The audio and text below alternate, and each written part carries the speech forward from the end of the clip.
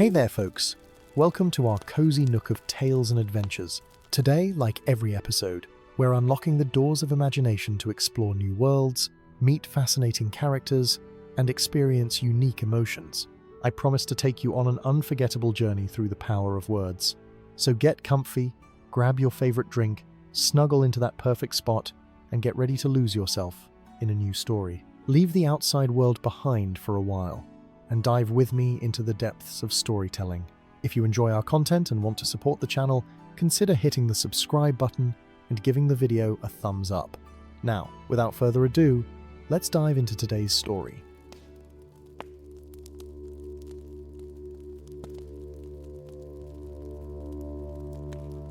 In the days before the great adventure that would take Bilbo Baggins far from the comfort of his beloved Shire, there existed at Bag End a wonder that few hobbits truly knew about. It was the hidden gardens behind the round green door that held the real magic of that most respectable hobbit hole. Bilbo Baggins had inherited more than just a comfortable dwelling from his mother Belladonna Took. Along with the finest pantries in Hobbiton and rooms filled with the soft glow of lamplight, he had received something far more precious: her love of growing things and her knowledge of plants both common and extraordinary. Belladonna, in her adventurous youth, had travelled farther than most hobbits dared to dream, and from those journeys she had brought back seeds, cuttings, and saplings that no other garden in the Shire could boast. The morning sun had barely crested the eastern hills when Bilbo emerged from his front door, a steaming cup of tea in one hand and a well-worn leather journal in the other. The dew still clung to the grass like scattered diamonds, and the air carried that peculiar freshness that belongs only to early summer mornings in the Shire. He made his way along the stone path that wound around the side of Bag End, past the kitchen windows with their cheerful yellow curtains, toward the gate that marked the entrance to what he privately called his sanctuary. This gate, fashioned from aged oak and nearly hidden beneath a cascade of climbing honeysuckle, would have escaped the notice of any casual observer. Indeed, that was precisely the intention. Bilbo had learned from his mother that some treasures were meant to be kept private, not out of selfishness, but out of respect for their delicate nature. The gardens beyond this gate were not suited to the trampling feet of curious neighbours, or the casual scrutiny of those who might not understand the importance of what grew there. As Bilbo pushed open the gate, its familiar creak greeting him like an old friend, he stepped into a world transformed, where the front gardens of Bag End spoke of hobbit respectability and proper gardening practices. The secret gardens whispered of distant lands and forgotten lore. Here, the paths were not straight, but meandering, following the natural contours of the hillside and leading the wanderer on a journey of discovery rather than merely from one point to another. The first garden, which Bilbo had named the Silver Dell, occupied a gentle depression in the land where morning mist often lingered long after the sun had burned it away from the surrounding countryside. Here grew plants that thrived in the cool dampness, their leaves touched with silver and grey.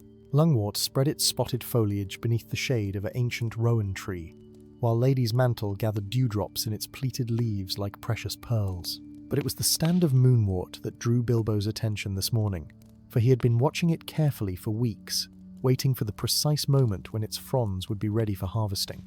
Moonwort, as his mother had taught him, was a fickle plant.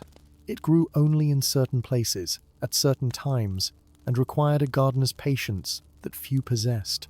The small fern-like plant, with its curious grape-like sporangia, had uses that Belladonna had learned from the elves themselves during her visits to Rivendell. When dried at exactly the right time and prepared with proper care, it could be made into a salve that healed cuts and bruises with remarkable speed. But timing was everything, and Bilbo had marked in his journal that today, the 15th of June, should be the day. He knelt beside the moonwort, his knees pressing into the soft moss that carpeted this corner of the Silver Dell, and carefully examined the plants. Yes, the sporangia had reached that perfect golden green colour, neither too young nor too old. With gentle fingers, he snipped several fronds, placing them carefully in the basket he had brought for this purpose. As he worked, he murmured the old rhyme his mother had taught him, half prayer and half reminder of the proper way to harvest. Take only what you need, and leave the rest to seed. Thank the earth for what it gives, and tend what yet still lives. With the morning sun, your work's begun, but finish ere it's high. For moonwort gathered in the heat will wither, fade, and die. The words came easily to his lips, worn smooth by years of repetition. They were more than mere instructions. They were a philosophy of gardening that Belladonna had impressed upon her son from his earliest years. One did not simply take from the earth. One entered into a partnership with it, a dance of give and take that required respect, attention, and genuine care.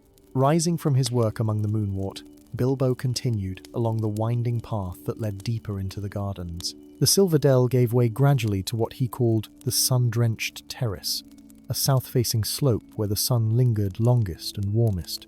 Here, Mediterranean herbs that had no business growing in the Shire somehow thrived under Bilbo's careful attention. Rosemary and lavender, thyme and oregano, all planted from seeds that Belladonna had brought back from her travels, filled the air with their pungent fragrances. But even these were not the most unusual plants in Bilbo's collection. That honor belonged to the specimens in the glass house, a structure that his grandfather had built for Belladonna as a wedding gift. The glass house stood at the far end of the gardens, partially built into the hillside itself, its panes of hand-blown glass catching and fracturing the morning light into 1,000 tiny rainbows. Inside the glass house, the air was thick with humidity and the scent of earth and growth. Bilbo set down his basket of moonwort on the workbench just inside the door and allowed his eyes to adjust to the filtered light. The interior was arranged with the same careful attention to detail that characterized all of Bilbo's endeavors, with shelves and tables positioned to make the most of available light and space. Clay pots of varying sizes lined the walls, each one labeled in Bilbo's neat hand with both the common name and, when he knew it, the Elvish designation that his mother had taught him. The centerpiece of the glass house was a large stone basin, fed by a spring that emerged from the hillside itself. Belladonna had chosen this spot specifically for that reason, knowing that certain plants required water of a particular purity and temperature. Around this basin grew some of the most unusual specimens in Bilbo's collection. There was athelas, which some called kingsfoil. Though most hobbits considered it nothing more than a common weed, Bilbo knew better. His mother had explained to him how the Dunedain valued this plant above almost all others for its healing properties, and how in the hands of someone with the right knowledge and, some said, the right heritage, it could work wonders that seemed almost magical. Next to the athelas grew a plant that Bilbo checked on every single day without fail. It was a small tree, barely 3 feet tall despite being nearly 15 years old, with leaves of such a deep green they appeared almost black in certain lights. This was a seedling from one of the Malorn trees of Lothlorien, given to Belladonna by the Lady Galadriel herself during a visit that had scandalized proper Hobbiton society. A Took woman, traveling to visit elves, and not just any elves, but those strange folk who dwelt in the Golden Wood, where, it was whispered, time itself moved differently. The little Malorn tree had never truly thrived in the Shire. It grew, yes, but slowly, as though it were constantly dreaming of its homeland, and could never quite reconcile itself to this new soil. Bilbo had tried everything he could think of. He had adjusted the soil mixture countless times, varied the watering schedule, even tried singing to it in Elvish, as his mother had suggested, with a smile that might have been entirely serious. The tree lived, but it did not flourish, and this failure, small as it was, troubled Bilbo more than he cared to admit. As he stood contemplating the Malorn seedling, Bilbo heard a sound that made him turn sharply toward the door. It was a rustling, scuffling sort of noise, followed by what might have been a muffled curse. Before he could investigate, the door of the glasshouse burst open, and in tumbled Hamfast Gamgee, the gardener who tended the front gardens of Bag End. The old hobbit was red-faced and breathing heavily, his hands covered in dirt and what appeared to be sap. "Begging your pardon, Mr. Bilbo," Hamfast gasped, "but we've got ourselves a situation with the old oak down by the front gate. That storm last night, it's opened up a wound in the trunk, and the sap's running something fierce. I've never seen the like. It's not right, sir.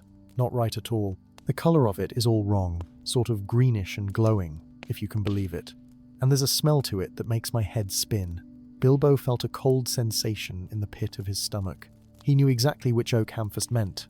It was one of the oldest trees on the property, planted, according to family legend, by one of the Took ancestors, who had found the acorn in a very strange place indeed. His mother had warned him about that tree, told him to watch it carefully, especially after storms or during certain phases of the moon. She had never quite explained why, saying only that some trees had roots that went deeper than soil, that touched on things best left undisturbed. "Show me," Bilbo said, already moving toward the door. He grabbed a leather satchel from a hook on the wall, checking quickly to ensure it contained what he might need. Bandages made from specially prepared cloth, a jar of the salve he made from moonwort and other herbs, a small silver knife that had been his mother's, and a vial of water from the spring in the glass house. It was a collection of supplies he had hoped never to need, but his mother had been insistent that he keep them ready. They hurried through the gardens, Bilbo moving with a speed that would have surprised those who thought of him as a rather staid and sedentary hobbit. As they rounded the corner of Bag End and came in sight of the front gardens, Bilbo could see what had alarmed Hamfast. The old oak, which normally stood proud and strong at the edge of the property, was indeed wounded. A great gash ran down its trunk, and from this wound seeped a substance that was definitely not normal tree sap. It had an eerie luminescence to it, casting a faint greenish light, even in the bright morning sunshine. But it was not just the appearance of the sap that troubled Bilbo. As he drew closer, he could hear something. It was very faint, barely more than a whisper, but it was definitely there. The tree was making a sound, a low moaning that seemed to come from deep within its heartwood, and if Bilbo listened very carefully, if he let his mind relax in the way his mother had taught him, he could almost make out words in that moan. Old words, in a language he did not quite know but somehow partially understood. Hamfast was standing a respectful distance from the tree, his face pale beneath his weathered tan. "That sound, Mr. Bilbo," he said quietly. "That's not natural. That's not natural at all. Should I fetch the Tane? Or perhaps we should call for one of those wandering folk? A wizard, maybe?" "No," Bilbo said, though his own heart was beating rapidly. "No, we will handle this ourselves. My mother dealt with such things before, and she taught me what to do. Or at least," he added under his breath, "I hope she did." He approached the tree slowly, speaking to it in a low, soothing voice. Not in the common speech, but in Elvish, using the words for comfort and healing that Belladonna had made him memorize years ago. As he spoke, he opened his satchel and began to prepare. The wound in the oak seemed to pulse with an inner light, and as Bilbo drew nearer, the moaning sound grew more distinct. It was not pain exactly that he heard in that strange voice. It was more like confusion, as though the tree had been rudely awakened from a deep sleep and could not quite remember where or what it was. Bilbo had heard his mother speak of such things, of trees that were more than trees, that carried within them memories of older times and older magics. He knelt at the base of the trunk, heedless of the glowing sap that stained his waistcoat. First, he thought, I must stop the flow and cleanse the wound. Then we shall see what else needs doing. From his satchel he withdrew the jar of moonwort salve, but before applying it he poured a small amount of the spring water over the wound. The water, which came from deep within the hill where Bag End was built, had properties that his mother had always maintained were beneficial to growing things. Some said the spring was older than the Shire itself, that it had flowed from that spot since before hobbits had ever come to this land. As the water touched the glowing sap, there was a brief flare of light, almost like a spark, and then the eerie green luminescence began to fade. The moaning sound softened, becoming almost a sigh of relief. Hamfast, who had been watching from a safe distance, let out a breath he had not realized he was holding. "That's better, Mr. Bilbo," he said.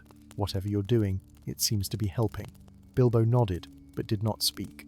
He was concentrating hard, trying to remember everything his mother had taught him about tending to wounded trees. It was not like caring for ordinary plants. Trees, especially old trees, had a kind of awareness that younger growing things lacked. They remembered, they dreamed, and some of them, those with roots that touched on deeper things, could be dangerous if they were hurt or frightened. He began to apply the salve, working it carefully into the edges of the wound. The moonwort mixture had a cool, soothing quality, and he could see the torn bark beginning to respond to its touch. But something was still not right. The wound was closing, yes, but too slowly. There was resistance, as though the tree was fighting against the healing rather than accepting it. Bilbo frowned, thinking hard. What had his mother said about stubborn trees? There was something, a rhyme or a saying, that she used to recite when dealing with particularly difficult plants. Then it came to him. Of course, the tree needed to be told that it was safe, that the healing was meant to help rather than harm. Some of the older growing things, those that had lived through bad times, had learned to mistrust all touch, even gentle touch. He began to sing, softly at first, then with growing confidence. It was an old song, one that Belladonna had learned from the Elves of Rivendell. A growing song, she had called it, though it was really more than that. It was a song of seasons and cycles, of death and rebirth, of the endless dance between earth and sky, root and leaf, darkness and light. The words were in Elvish, but their meaning transcended language. They spoke of spring rains and summer sunshine, of autumn harvests and winter rest. They spoke of the deep patience of trees, of roots that delved into the earth, seeking water and sustenance, of branches that reached toward the sky, seeking light and air. And as Bilbo sang, something remarkable began to happen. The old oak, which had been tense and resistant, began to relax. The bark around the wound started to knit together more readily, accepting the salve and the healing it offered. Hamfast watched in wonder. In all his years of gardening, and his father's years before him, and his grandfather's years before that, he had never seen anything quite like this. Oh, he had heard the stories, of course. Every gardener in the Shire had heard tales of the Tooks and their strange ways, of Belladonna Baggins who had travelled to distant lands and learned things that proper hobbits had no business knowing. But hearing stories and seeing the truth of them were two very different things. As the last notes of Bilbo's song faded into the morning air, the wound in the oak closed completely. Where there had been torn bark and glowing sap, there was now smooth wood, slightly scarred but healing cleanly. The eerie light was gone entirely, and the moaning sound had ceased. The tree stood as it always had, solid and strong, just another old oak on a summer morning. Except that now, if one listened very carefully, one might hear the faintest whisper of gratitude in the rustle of its leaves. Bilbo sat back on his heels, suddenly exhausted. Healing magic, even the gentle kind his mother had taught him, always took more out of a person than one expected. He felt as though he had been working in the garden for hours, though in truth, only a few minutes had passed. Hamfast hurried forward, offering a strong arm to help him to his feet. "That was something, Mr. Bilbo," the old gardener said quietly. "That was really something. I've never seen the like, and that's the truth." Bilbo managed a tired smile. "My mother would have done it better," he said. "She had a way with growing things that I have never quite managed to match. But yes, I think the old oak will be fine now, though we should keep an eye on it for the next few days, just to be certain." As they walked back toward the round green door of Bag End, Hamfast cleared his throat. "Mr. Bilbo, if you don't mind my asking, what exactly is that old oak? I mean, it's not like other trees, is it? My dad always said there was something peculiar about it, but he never would say what." Bilbo paused, considering how much to reveal. Finally, he said, "It is very old, Hamfast. Older than Bag End, older perhaps than Hobbiton itself. My mother told me once that it grew from an acorn brought from very far away, from a place where the trees walked and talked as freely as you or I. Whether that is true, or merely a family legend, I cannot say, but I do know that it bears watching, especially after storms or during strange times." Hamfast nodded slowly, accepting this explanation with the practical wisdom of a hobbit who had learned that some questions were better left unasked. He returned to his work in the front gardens, though Bilbo noticed that the old gardener kept casting thoughtful glances at the oak tree throughout the rest of the morning. For his part, Bilbo retreated to the glass house, ostensibly to properly store the moonwort he had harvested earlier, but really to sit quietly and recover from the exertion of the healing. The bench in the glass house was one of Bilbo's favourite spots in all of Bag End. It sat near the spring basin, and the sound of the water trickling over the stones had a soothing quality that never failed to calm his mind. As he sat there, he found his thoughts turning to his mother, as they so often did when he worked in these gardens. Belladonna had been gone for more than 20 years now, but her presence still lingered in every carefully tended bed, every unusual plant, every secret corner of these hidden spaces. She had been an extraordinary hobbit, his mother. Even among the Tooks, who were known throughout the Shire for being a bit odd, Belladonna had stood out. While other hobbit ladies concerned themselves with the proper way to set a table or the best recipes for seed cake, Belladonna had studied the lore of growing things with an intensity that bordered on obsession. She had corresponded with elves, much to the horror of respectable Hobbiton. She had travelled to places that most hobbits only heard about in old stories. if they heard about them at all. And she had brought back knowledge and seeds and cuttings and the beginnings of this extraordinary collection that Bilbo now tended. He remembered sitting on this very bench as a young hobbit, perhaps 11 or 12 years old, watching his mother work with the athelas plants. She had been showing him how to prepare the leaves for drying, explaining that the timing was crucial, that the plant's properties were strongest just before it bloomed. But she had also been telling him something else, something that had seemed strange to his young ears but that he now understood better. Plants remember.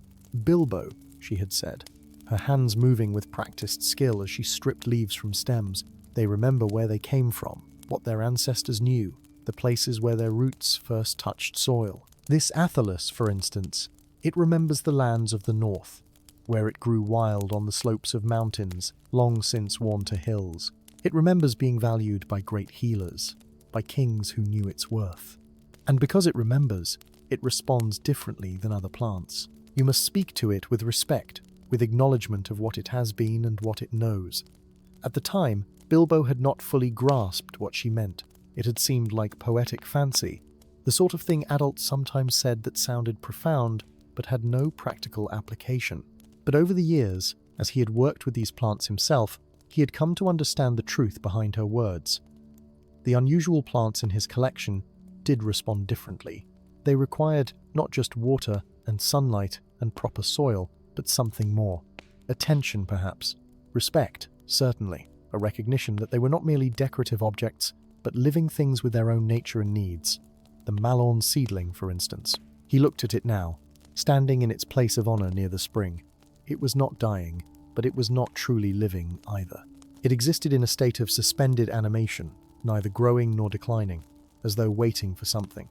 What had his mother said about it in those last days before her final illness? He struggled to remember.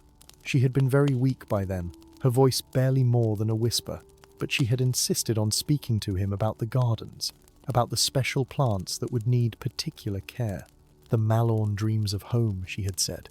It will never truly thrive here, so far from the golden wood, but neither will it die, not while the spring flows and someone tends it with love. Perhaps someday, Bilbo, it will have a purpose we cannot now foresee. Until then, care for it as best you can, and do not grieve that it does not grow as other trees grow. Some things are meant to wait, to endure, to be ready for a moment that has not yet come, a purpose we cannot now foresee. The words echoed in Bilbo's mind as he studied the little tree. What purpose could there possibly be for a malorn seedling in the Shire? The golden trees of Lothlorien belong to a world of elves and ancient magic, not to the comfortable, sensible world of hobbits. Yet his mother had thought it important enough to keep, to protect, to pass on to him with special instructions. She had seen something, known something that he did not. His reverie was interrupted by a tapping at the glasshouse door. Bilbo looked up to see a face peering through one of the small panes. A young hobbit with bright, curious eyes and hair that stuck up in all directions despite obvious attempts to tame it. Bilbo smiled and gestured for the visitor to enter. The door opened, and in came Drogo Baggins, a distant cousin who lived in Bucklebury but occasionally visited Hobbiton on business. "Good morning, Cousin Bilbo," Drogo said, looking around the glass house with evident interest. "I hope I am not disturbing you. Hamfast said I might find you out here. I was hoping to speak with you about a matter concerning my wife. She is with child, you see, and having some difficulties. The midwife suggested that perhaps you might have something in your gardens that could help ease her discomfort." Bilbo rose from his bench, immediately attentive. "Of course, Drogo. Please, tell me about her symptoms. Does she suffer from nausea, difficulty sleeping, swelling in the ankles and feet? These are all common complaints, and I believe I have remedies that may provide some relief." As Drogo described his wife's condition, Bilbo moved about the glasshouse, selecting various plants and herbs. A bit of chamomile for the stomach troubles, some dried raspberry leaf for overall wellness during pregnancy, a salve made from calendula for the stretch marks that were causing her distress. As he worked, preparing a basket of remedies along with careful instructions for their use, he felt a warm sense of satisfaction. This was why his mother had taught him these arts, why she had insisted he learn not just to grow the plants but to understand their uses. Knowledge was meant to be shared, to be used in service of others. After Drogo had departed with his basket of remedies and profuse thanks, Bilbo returned to his routine in the gardens. The afternoon sun had climbed high, and it was time to check on the plants in what he called the Twilight Garden, a section tucked against the eastern slope of the hill where the sun arrived late and departed early. Here grew things that preferred shade to light, coolness to warmth, the gentle luminescence of moon and stars to the bold glare of day. The Twilight Garden had always been his mother's favourite section, and it had taken Bilbo many years to truly understand why. As a young hobbit, he had found it rather gloomy and uninviting compared to the cheerful brightness of the other gardens. The plants here were not showy or colourful. They did not produce abundant flowers or dramatic displays. Instead, they possessed a quiet, subtle beauty that revealed itself only to patient observation. There were ferns of varieties found nowhere else in the Shire, their fronds unfurling in patterns that seemed almost mathematical in their precision. There were mosses that glowed ever so faintly in the darkness, though one had to look very carefully to see it, and there were fungi, carefully cultivated in rotting logs and specially prepared beds of leaf mold that produced effects both useful and occasionally alarming when properly prepared. But the true treasure of the Twilight Garden was a plant that Belladonna had called nightbloom. It grew in a single spot, sheltered beneath an overhang of rock that kept it dry even during heavy rains, and it bloomed exactly once each year, on Midsummer's Eve. The flowers, when they appeared, were pale as moonlight and released a fragrance so exquisite that Bilbo had never found words adequate to describe it. It was sweet, yes, but also cool, like spring water in a deep cavern. It was floral, certainly, but also carried hints of spice and something else, something that reminded him of starlight, though how a scent could remind one of light he could not explain. His mother had told him that nightbloom was a gift from the Elves of LOTR, given to her by the Lady Galadriel herself. The flower's proper name, in Elvish, was Eleanor, though the variety that grew in the Twilight Garden was different from the golden flowers that carpeted the forest floor in the Golden Wood. This was a cousin species, Belladonna had explained, one that had been specially bred to grow in darker, cooler conditions. The elves had given it to her, she said, because she had rendered them a service during her travels, though she had never specified what that service had been. Bilbo knelt beside the nightbloom now, checking the soil moisture and examining the plant's leaves for any signs of disease or distress. Midsummer's Eve was only 3 weeks away, and if the plant was going to bloom this year, it should already be showing signs of preparing for that event. He looked carefully at the crown of the plant, where new growth would emerge, and was pleased to see the faintest hint of a bud forming. Yes, it would bloom. That was good. He had been worried, for the nightbloom had failed to flower last year, the first time in his memory that it had not bloomed. As he tended to the plant, speaking to it softly in Elvish as his mother had taught him to do, he became aware of a presence nearby. Not a physical presence exactly, but a sense of being watched, of attention focused upon him from somewhere just out of sight. This was not unusual in the Twilight Garden. His mother had warned him that the unusual plants here sometimes attracted unusual visitors, beings that existed on the edges of perception, neither fully present nor fully absent. He continued his work, giving no outward sign that he had noticed anything amiss. This, too, was part of what Belladonna had taught him. Some things, she had said, would make themselves known in their own time, and it was better to wait patiently than to go chasing after shadows. So Bilbo waited and tended and hummed an old tune his mother had been fond of, a melody that the elves sang in their gardens far away. After a time, the sensation of being watched grew stronger, more focused. Bilbo could feel eyes upon him, though when he looked around, he saw nothing but the familiar shadows and shapes of his garden. Then, very softly, he heard a voice. It was thin and reedy, like wind through grass, and it spoke in a language he did not know but somehow partially understood. The keeper tends the ancient gifts. The voice seemed to come from everywhere, and nowhere at once. The old knowledge lives still in mortal hands. This is well. This is as it should be. Bilbo froze, his hands still in the soil around the nightbloom. For a long moment, he did not dare to move or speak. Then, gathering his courage, he said quietly, "Who speaks? Are you friend or foe to these gardens?" There was a sound that might have been laughter, light as the rustle of leaves. Neither friend nor foe, keeper. We are watchers. We have watched these gardens since the first seed was planted, since the Took woman brought the gifts of the elves to this place. We watch still, to ensure that the old covenants are kept, that the sacred growing things are honored as they should be. Bilbo sat back on his heels, his mind racing. His mother had never mentioned watchers, had never spoken of covenants or sacred obligations. Yet clearly there were things about these gardens, about the plants she had brought here, that she had not told him. Or perhaps, he thought, she had tried to tell him, and he had not been ready to understand. "What covenants?" he asked. "What obligations do I bear as keeper of these gardens?" Again that rustling laugh. "You bear them already, keeper. You bear them in the care you give, in the respect you show, in the knowledge you preserve and share with those in need. The covenants are not written in words or bound by oaths. They are written in soil and root, in leaf and flower. They are kept by doing what you already do." The presence began to fade, becoming less distinct, more diffuse. Bilbo called out, "Wait, please. There is so much I do not understand. My mother never explained these things to me fully. I need to know more." But the voice was already distant, like an echo fading into silence. "You will understand in time, keeper. The gardens will teach you what you need to know. Trust in the green and growing things. They remember what has been forgotten. They know what must be known. Tend them well, and they will tend you in return." Then the presence was gone entirely, and Bilbo was alone once more in the Twilight Garden. He remained kneeling by the nightbloom for a long time, trying to make sense of what had just occurred. Watchers, covenants, sacred obligations. These were not words one typically associated with gardening in the Shire, where the main concerns were usually preventing rabbits from eating the lettuce and ensuring one's tomatoes grew larger than one's neighbor's tomatoes.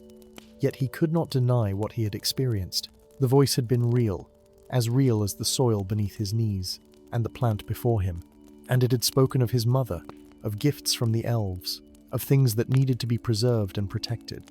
Bilbo felt a weight settle upon his shoulders, a weight he had not realized he had been carrying all these years. He was not merely a hobbit with an unusual hobby. He was, it seemed, a keeper of something far more important than he had understood. Rising slowly to his feet, Bilbo made his way back toward the center of the gardens, his mind churning with questions. The afternoon was advancing toward evening, and the light was taking on that golden quality peculiar to late spring days in the Shire. As he walked, he found himself looking at familiar plants with new eyes, wondering what secrets they might hold, what purposes they might serve beyond the ones he knew. He came to a small grove of hazel trees that marked the boundary between the Twilight Garden and what he called the Medicinal Garden. These hazels were another inheritance from his mother, grown from nuts she had brought back from her travels. They produced abundantly each autumn, and Bilbo used the nuts in his cooking and shared them generously with neighbors. But now he wondered if there was more to these trees than he had realized. Hazels had significance in old lore, he knew. They were considered wise trees, trees of knowledge and protection. As he stood contemplating the hazels, a more mundane voice called out to him, "Mr. Bilbo! Mr. Bilbo, sir!" It was young Holman Greenhand, Hamfast's nephew, who helped with some of the heavier garden work. The lad came running up the path, his face flushed with exertion. "Begging your pardon, sir, but there's folk at the front door asking for you. Peculiar folk, if you don't mind me saying. Tall as anything, with staffs and strange clothes. Uncle Ham says I should fetch you right away." Bilbo felt his heart quicken. Tall folk with staffs could only mean one thing: wizards, or possibly elves, though elves rarely came calling at Bag End in broad daylight. He thanked Holman and hurried toward the front of the house, pausing only to brush the worst of the dirt from his clothes and run his fingers through his hair in a futile attempt to make himself presentable. When he rounded the corner of Bag End, he saw two figures standing by the front gate. They were indeed tall, far taller than any hobbit, but they were not wizards. They were elves, and even from a distance, Bilbo could see that they were no ordinary travelers. They wore cloaks of a grey that seemed to shift and shimmer in the light, and they carried themselves with the ageless grace that marked their kind. Hamfast stood a respectful distance away, looking both awed and uncomfortable, as most hobbits did when confronted with elvish visitors. Bilbo approached with as much dignity as he could muster, very conscious of his dirt-stained waistcoat and grass-stained breeches. "Welcome to Bag End," he said in Elvish, using the formal greeting his mother had taught him. "My house is honored by your presence. How may I serve you?" The taller of the two elves inclined his head slightly. "We are travelers from Rivendell," he said, and his voice had the quality of deep water flowing over smooth stones. "We come bearing a message from Lord Elrond to Bilbo Baggins, son of Belladonna. Are you he?" "I am Bilbo Baggins," Bilbo confirmed, his curiosity now thoroughly aroused. "What message does Lord Elrond send to an insignificant hobbit in the Shire?" The elf reached into his cloak and withdrew a sealed letter, the wax bearing the mark of Elrond half-elven. He extended it to Bilbo with a slight bow. "We were instructed to deliver this into your hands directly and to await your reply, if you choose to send one.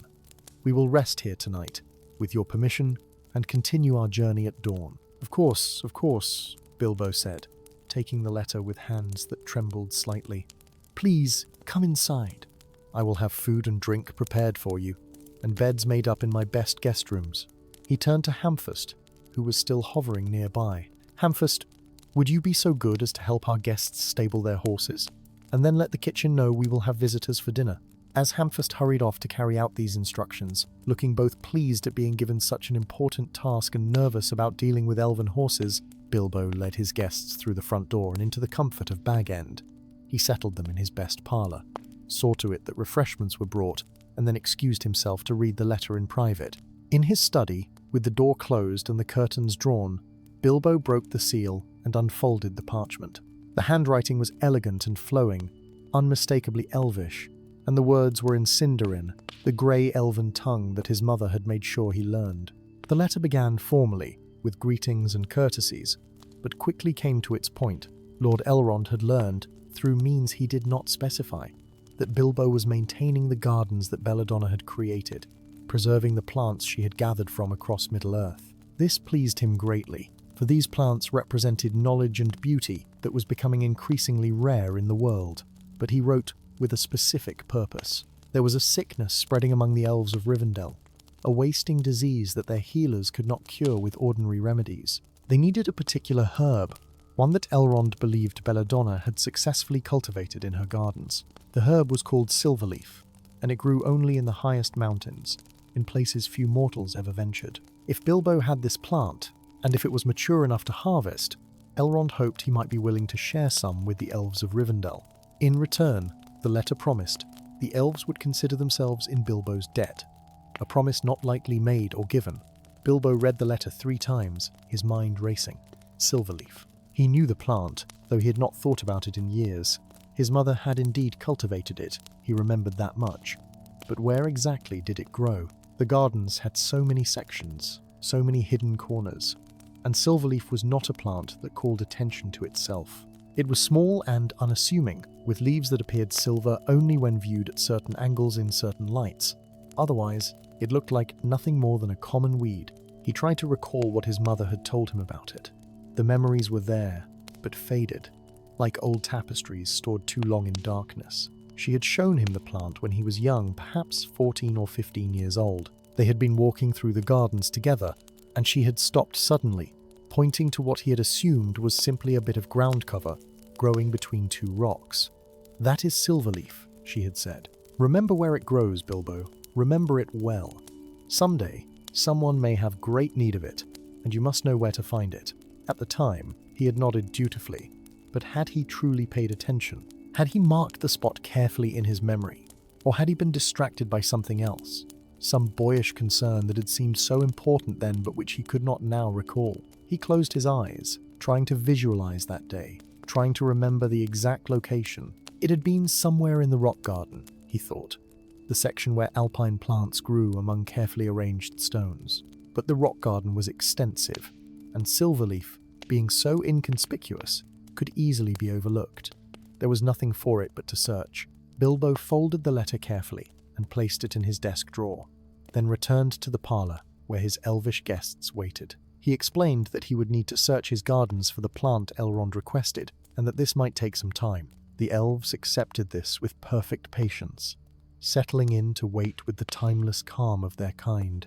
They would meditate, they said, and cause no trouble to his household. As evening approached and the light began to fade, Bilbo made his way to the rock garden with a lantern in hand. The rock garden occupied the western slope of the hill, where Belladonna had arranged stones of various sizes to create a landscape that mimicked a mountain meadow. Here grew plants that preferred rocky, well-drained soil and cool temperatures. Tiny saxifrages with flowers like stars, cushions of moss campion, miniature gentians with blooms of impossible blue. And somewhere among these treasures, if his memory served, and if the plant still lived, was the silverleaf that Elrond needed. He began his search systematically, starting at the upper edge of the garden and working his way down. The lantern cast strange shadows among the rocks, making familiar shapes seem foreign and mysterious. As he searched, Bilbo found himself talking to the plants, asking them for help, feeling only slightly foolish as he did so. After his encounter with the Watchers in the Twilight Garden, the idea of plants listening and understanding did not seem quite so far-fetched. Hours passed. The moon rose, nearly full, and its light joined that of the lantern to illuminate his search. Bilbo's back began to ache from bending and peering among the rocks, and his eyes strained from looking so carefully at every small plant. He found many interesting things in his search. Plants he had forgotten were there, small treasures that made him smile even in his growing frustration. But he did not find Silverleaf. He was about to give up for the night, planning to resume his search in the morning when the light would be better, when something caught his eye. It was just a glimmer, a flash of silver in the moonlight, there and then gone. He moved closer, angling his lantern to shine into a narrow crevice between two large stones, and there it was. Silverleaf growing exactly where his mother had planted it all those years ago, its small rosette of leaves pressed close to the stone, almost invisible unless one knew exactly where to look. Bilbo let out a breath he had not realized he was holding. The plant was alive and appeared healthy, though it was smaller than he had hoped. Still, there were enough leaves that he could harvest some for the elves without killing the plant entirely. That was important.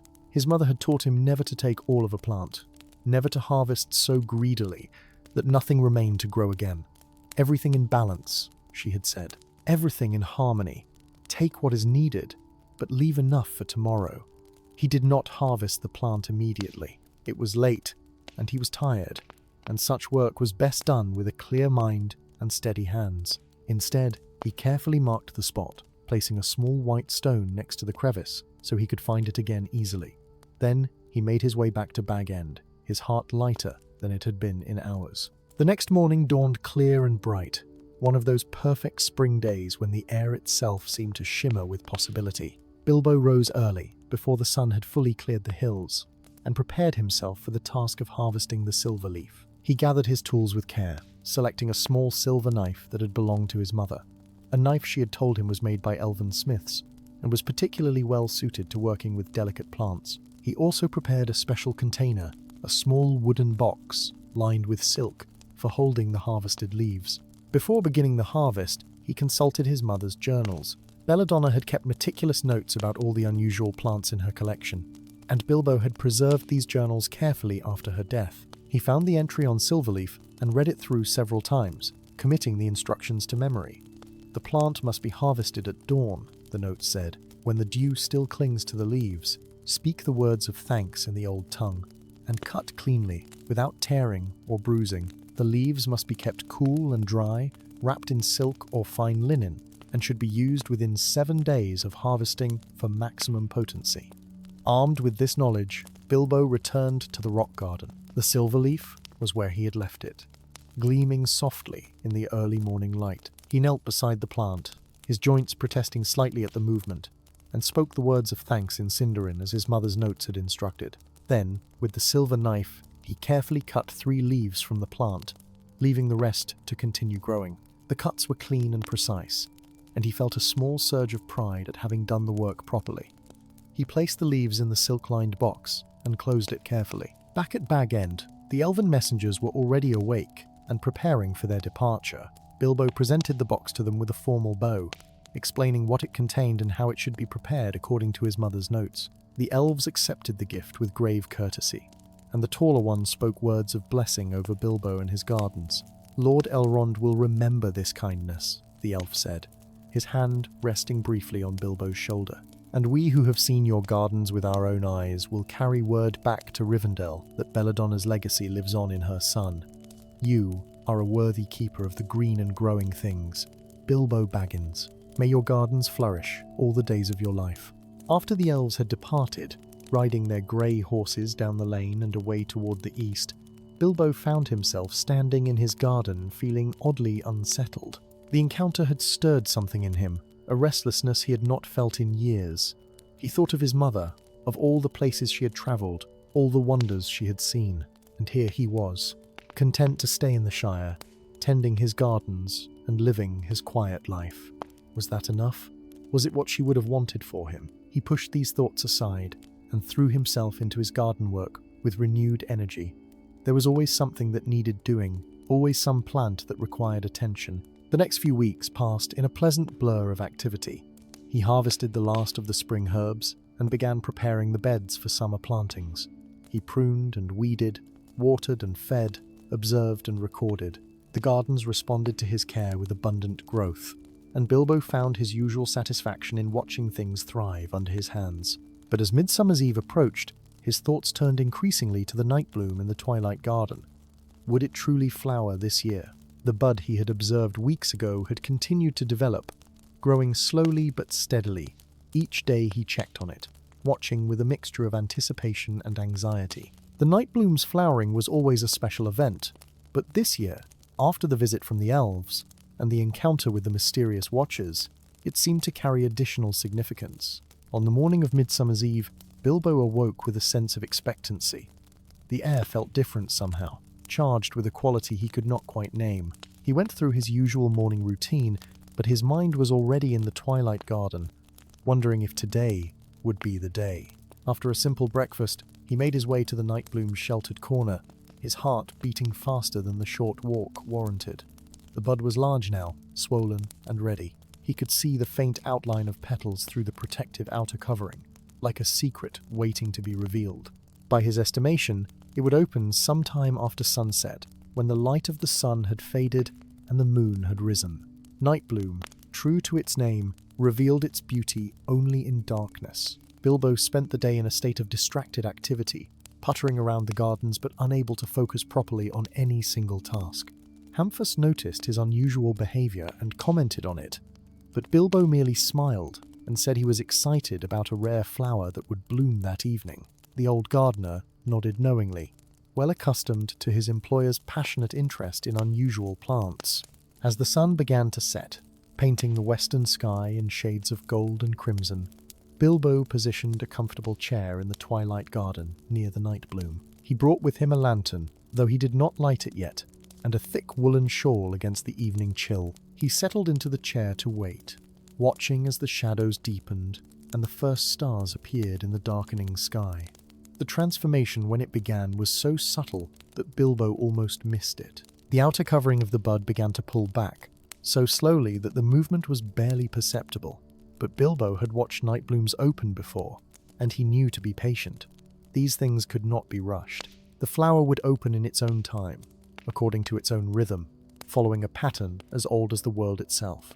As the moon rose full and bright, the nightbloom began to open more rapidly. The petals unfurled like silk ribbons being slowly unrolled, revealing their pale luminescent surfaces, and with the opening came the fragrance, that indescribable scent that was the flower's greatest gift. It filled the air around Bilbo, seeming to fill not just his nose but his entire being with its ethereal beauty. He sat transfixed, hardly daring to breathe, watching as the flower reached its full glory. In the moonlight, the petals seemed to glow with an inner light, as though they held captive some fragment of starshine. The sight was so beautiful it made his chest ache, and he understood in that moment why his mother had so treasured this plant, why she had gone to such lengths to cultivate it here in the Shire. Then, as he sat in wonder, he became aware that he was not alone. The presence he had felt before in the Twilight Garden had returned, but this time it was stronger, more distinct. And it was not just one presence, but several. The air around him seemed to thicken and shimmer, and shapes began to form in the darkness. Not solid shapes, but suggestions of form, like figures seen through deep water. The Watchers had come to witness the blooming of the nightbloom, and they had brought others with them. Bilbo could sense them gathering around the flower, drawn by its beauty and its significance. He remained very still, not wanting to disturb whatever was happening, barely breathing as the air filled with a sense of ancient reverence. Then one of the Watchers spoke, and this time the voice was clearer than before, more present. Well done, Keeper. The nightbloom opens under your care, as it has for generations. This is one of the sacred flowers, one of the living links to the elder days when elves and men first walked under stars. Its blooming is a sign that the old covenants still hold, that beauty endures even as the world changes. Bilbo found his voice, though it came out as barely more than a whisper. What are these covenants you speak of? My mother never explained them to me fully. I need to understand what I am keeping, what I am protecting. There was a pause, and Bilbo sensed consultation among the watchers, a wordless communication that passed between them like ripples across still water. Finally, the voice spoke again. The covenants are old, Keeper, made in days before the Shire existed, before hobbits came to this land. They are promises between the growing things and those who tend them, between the earth and those who walk upon it. Your mother understood these covenants, though she learnt of them late in her life, after she had already begun her work. The Watcher continued, its voice taking on a quality that seemed to echo with ages past. When Belladonna Took first ventured beyond the borders of the Shire, she was young and curious, driven by a restlessness that her people could not understand. She travelled to Rivendell, and there she met those who taught her of the old ways, of the relationship between gardeners and the living world. She learned that some plants are more than mere vegetation. They are repositories of memory, carriers of ancient wisdom, bridges between the past and the present. Bilbo listened intently, his eyes still fixed on the glowing nightbloom, as the Watcher's words painted a picture of his mother's life that he had never fully known. She made a promise then, the voice said, a promise to gather and preserve plants that were becoming rare in Middle-earth, to create a sanctuary where they could grow and be remembered. She promised to pass this knowledge to her children, to ensure that the old wisdom would not be entirely lost when the elves finally departed these shores. But my mother had only one child, Bilbo said softly, only me, and I am not sure I am worthy of such a trust. I am just a hobbit, content with simple things. I have not travelled as she did. I have not seen the wonders she saw. The Watchers seemed to shift and murmur among themselves, and Bilbo sensed something that might have been amusement in their response. Worthiness is not measured in miles travelled or wonders witnessed, Keeper. It is measured in care given, in knowledge preserved, in kindness shown. You tend these gardens with love. You share your knowledge with those in need. You respect the growing things, and understand that they are partners in this work, not mere possessions. These are the marks of a true keeper. Another voice joined the first, this one higher and clearer, like water over stones. Your mother chose well when she taught you, Bilbo Baggins. She saw in you what we see now, a hobbit who understands that small things can have great significance, that quiet work can be as important as grand adventures. The gardens you keep may seem modest compared to the great forests of the Elves or the wild places where dragons once dwelt, but they serve a purpose no less vital. Bilbo felt tears prickling at his eyes, though whether from emotion or from the overwhelming fragrance of the nightbloom, he could not say. What purpose is that? He asked. What am I preserving these plants for? The world changes, the elves depart, and hobbits like me simply want to live our lives in peace. Who will care about rare flowers and ancient herbs when all the old magic has faded from the world? The first Watcher spoke again, and now its voice carried a note of sadness. That is precisely why your work matters, Keeper.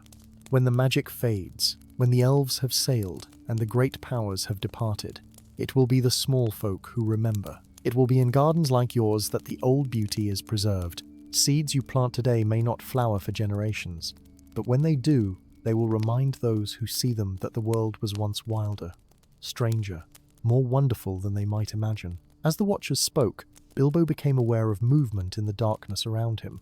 More shapes were gathering, drawn by the nightbloom's flowering and by the conversation taking place in its presence.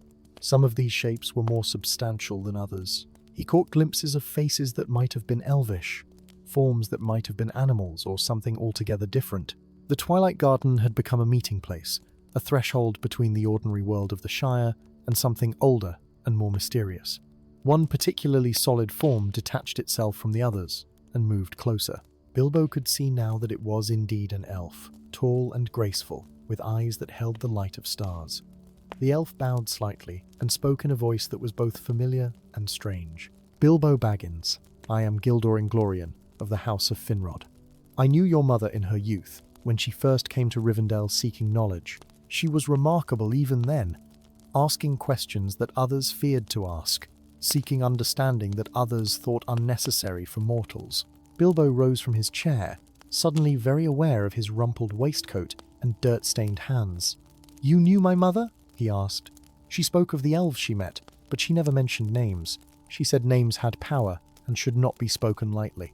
Gildor smiled, and in that smile Bilbo saw both joy and ancient sorrow. She was wise in that, as in much else. Yes, I knew Belladonna. I was one of those who taught her the law of growing things. She had a gift, your mother. She could speak to plants, and they would answer not in words, but in growth, and health, and abundance. We gave her seeds and cuttings, entrusting her with plants that were precious to our people, because we knew she would honor them. The elf moved to stand beside the nightbloom, gazing down at it with an expression of profound tenderness. This flower, he said, is descended from the Eleanor of Lothlorien, but it has been changed by your mother's care, adapted to grow in shadow rather than in sunlight. It is a new thing, neither fully what it was, nor entirely something else. Like the Shire itself, it represents a bridge between old and new, between elvish magic and mortal stewardship. Bilbo looked at the nightbloom with new understanding. So this is not just a preservation of something old, but a creation of something new. My mother was not just keeping the past alive, but helping it evolve. Exactly so, Gildor replied. And that is the greatest gift she gave to Middle-earth, and the gift you now continue. The world will not remain as it was. The elves depart, the great powers diminish, and a new age begins. But life continues, and it adapts, and it finds new forms. These gardens of yours are a laboratory of transformation, a place where the old and new meet and create something that can survive in the changing world. The other watchers seemed to draw closer, and Bilbo felt their approval like a warm breeze on a cold night. He looked around at the assembled company, both visible and invisible, and felt the weight of responsibility settle more firmly on his shoulders. But it was not an unwelcome weight. It was like the weight of rich soil in his hands, or the weight of a well-made tool that fits perfectly to its purpose. I understand, he said quietly. Or at least, I begin to understand. These gardens are not just my hobby or my mother's legacy. They are a trust, a responsibility, and a gift. I will care for them as best I can, and I will pass on what I know to whoever comes after me, should there be anyone willing to learn. Gildor placed a hand on Bilbo's shoulder, and the touch was cool and light, like morning dew. There will be someone, he said with quiet certainty. The line of keepers will continue, though perhaps not in ways you might expect. But that is a matter for the future. Tonight, let us simply celebrate the blooming of the nightbloom and the renewal of old promises. And so they did.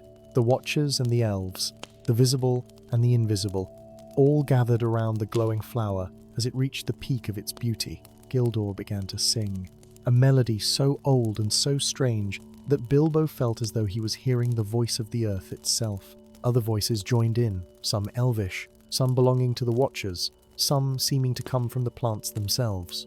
The song had no words that Bilbo could understand, but he felt its meaning in his bones. It was a song of growing and becoming, of roots delving deep and branches reaching high, of the patient work of seasons and the sudden glory of flowering. Bilbo found himself humming along, not knowing the melody but somehow finding it anyway, his voice small and uncertain among the others but welcome nonetheless. As he hummed, he felt something shift inside himself, as though a door that had been closed was now opening, or a seed that had long lain dormant was finally beginning to sprout. He understood in that moment that his life had been leading to this, that all the quiet years of tending and learning had been preparing him for something larger than he had imagined. The celebration continued until the moon had climbed high overhead and begun its descent toward the western horizon. Then, one by one, the Watchers began to fade, their presence growing thinner and more diffuse until they were gone entirely, leaving only a sense of blessing behind. Gildor and the other elves lingered a while longer, speaking with Bilbo about his mother, sharing stories of her courage and curiosity, her quick wit and generous heart. They spoke until the first hints of dawn began to lighten the eastern sky. As the elves prepared to depart, Gildor turned to Bilbo one last time, "We will not meet again, I think," he said. "My people are leaving Middle-earth, sailing to the undying lands where the world's weariness cannot touch us. But I am glad to have seen you, Bilbo Baggins, and to have witnessed what you have made of your mother's legacy. The gardens of Bag End will be remembered long after we have gone, I believe. They will be a bright point in the history of the Shire, a place where beauty was preserved and wisdom kept alive." Bilbo felt tears on his cheeks, but made no move to wipe them away. "Farewell, Gildor Inglorian," he said. "May your journey be swift and your destination fair. Thank you for knowing my mother and for helping me understand what she gave me." The elves departed as silently as they had come, fading into the pre-dawn shadows like mist before the sun. Bilbo stood alone in the twilight garden, watching as the nightbloom began to close its petals, its brief moment of glory ending as the new day approached. By noon, the flower would be withered, its beauty spent. But Bilbo knew that next year, if he tended it well, it would bloom again. That was the promise of all growing things, the hope that sustained every gardener through long winters and difficult seasons. He made his way slowly back to Bag End as the sun rose, feeling both exhausted and strangely energized. The round green door stood open as he had left it in his haste to return to the nightbloom, and warm light spilled out onto the path. Inside, he could hear Hamfast moving about, starting the day's work, muttering to himself about foolish masters who stayed out all night in the damp air. Bilbo smiled and went inside, closing the door behind him. He would have breakfast, and then perhaps a nap. The gardens could wait a few hours. They had waited through ages already. They would still be there when he was rested, and ready to return to them. But as he sat at his table, eating toast and drinking tea, his mind was already planning. There was so much to do, so much to learn, so much to preserve. He thought of the Malorn seedling in the glasshouse, still waiting for its unknown purpose. He thought of the silverleaf in the rock garden, which would need careful tending after being harvested. He thought of all the other plants in his collection, each with its own story, its own needs, its own significance. And he thought for the first time in many years about the world beyond the Shire. The elves were leaving, Gildor had said. The great powers were diminishing. A new age was beginning. What would that mean for Middle-earth? What role, if any, would hobbits play in the unfolding story? He had always been content to live quietly, to tend his gardens and enjoy his comforts. But now he wondered if perhaps there might be more to life than comfort and routine. These thoughts troubled him slightly, for they spoke of a restlessness he had thought was his mother's alone, not something he had inherited. But there was also something exhilarating about them, a sense of possibility that made his heart beat faster. He was 50 years old, well settled in his ways, a respectable bachelor hobbit who paid his taxes and never caused trouble. But perhaps, he thought, perhaps there was still time for something unexpected to happen. Perhaps the gardens were not the only legacy his mother had left him. Perhaps she had also left him the capacity for wonder, for courage, for adventure when the time was right. He finished his breakfast and went to his study, where his mother's journals lined the shelves. He pulled down the oldest volume, the one she had begun when she first started her travels. On the first page, in her graceful handwriting, was an inscription he had read many times before but never fully understood until now. For Bilbo, it said, "With the hope that he will tend what I have planted, and plant seeds of his own for those who come after. The world is wider than the Shire, and more wonderful than we dream. Keep the gardens well, my dear son, but do not let them become a prison. When adventure calls, as it surely will, do not be afraid to answer." Bilbo closed the journal slowly, his mother's words echoing in his mind. When adventure calls, had it called yet? Was the visit from the elves, the blooming of the nightbloom, the revelation of the Watchers, was all of that the beginning of something? Or was it just another chapter in the quiet story of a hobbit and his gardens? He did not know. But for the first time in many years, he found that he was looking forward to finding out.